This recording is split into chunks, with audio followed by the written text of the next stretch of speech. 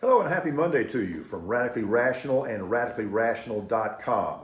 Why don't we end up just calling it an episode of Miami Vice, V-I-S-E, as the Hurricanes put the clamps on the Longhorns late in the ball game. Very disappointing for Texas. The Horns trying to get to their first Final Four in 20 years, and it was looking good.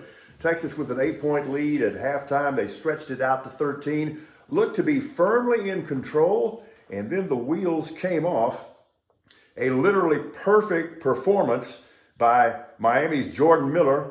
Hit all 7 of his field goal attempts, went 13 of 13 from the line, and that free throw strike was the key to the game. Fundamentals for the Hurricanes as they nailed 28 of their 32 free throw attempts. Wow, got to be a crushing disappointment, as I said, and now we want to find out the coaching future of Rodney Terry at Texas. He did a magnificent job of taking over at midseason when Chris Beard was fired, kept that team together, improved that team, in fact. I think we all now just kind of naturally assume that Terry is going to get the job on a permanent basis, and I think he will, and I hope he will.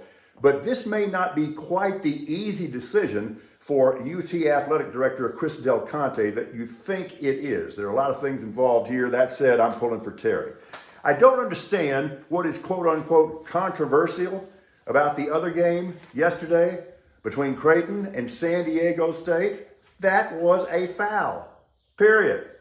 It was a foul. The score was tied, 1.2 seconds left. Darian Trammell for San Diego State beats his defender. He's got a clear path to a floater in the lane. The defender reached around, contacted him on the hip, grabbed his jersey a little bit, and turned him. Okay, now, would he have made the shot had it not been for the contact? I don't know.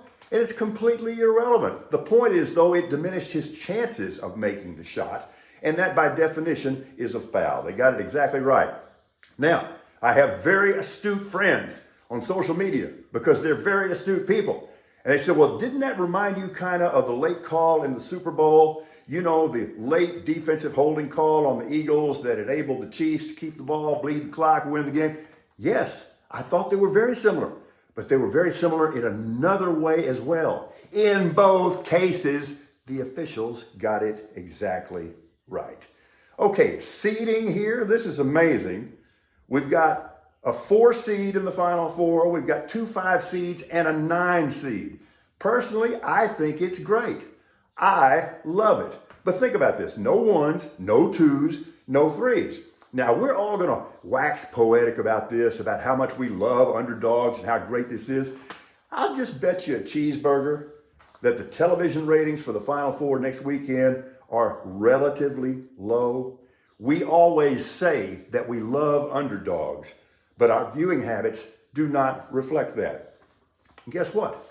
I'm guilty. I'll give you a case in point.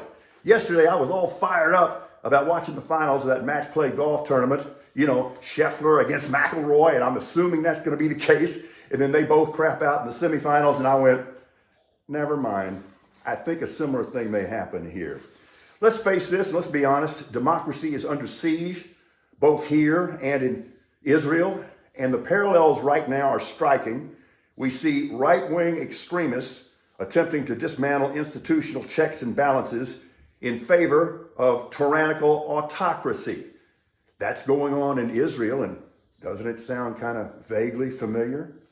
Netanyahu wants to impose governmental control over the appointment of judges and give the Israeli parliament the power to override Supreme Court decisions. This is sounding more and more familiar. Now, the people of Israel are uniting in conscientious resistance. And it's time for us as Americans to use that as a model. Just say "niet" to Netanyahu. Now, the most disturbing thing about Trump's rally over the weekend, you know, the wacko in Waco, was the open embracement of the January 6th insurrectionists. They're trying to make heroes out of these people. They are trying to tell us that they're a fine example of everything they stand for. It was one thing to be in denial. It's quite another to take these criminals, and they are criminals, and try to promote them to heroic status, that is absolutely disgusting. And that was most disturbing. But there was one thing really encouraging about the wacko in Waco. Nobody gave a damn, either about his rally or about Trump himself. And I think that represents real progress. Let's do the best we can. Horns, nice season. Congratulations. Let's get on with it. We're Radically Rational.